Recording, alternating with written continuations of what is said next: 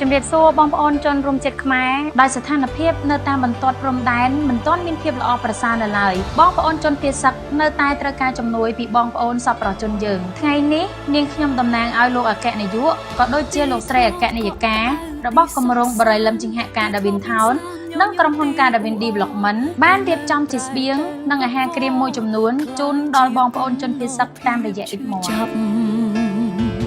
បាត់សំឡេងក្មេងលេងសើចច្រៀងហោកណ្ដឹងធ្លាប់រកក្នុងសាលាក៏ស្ងាត់ភាពរីករាយភ្ជុំបោកផាត់គួចរសាត់ទៅទីឆ្ងាយឬសំឡេងឈឺចាប់នេះទេប្រាប់បានទេថាមកពីអ្វីបាត់មកផ្ទះបាត់គ្រប់អ្វីភាពផិតភ័យរំពាត់ជាប់កាយឬសំឡេងឈឺចាប់នេះទេ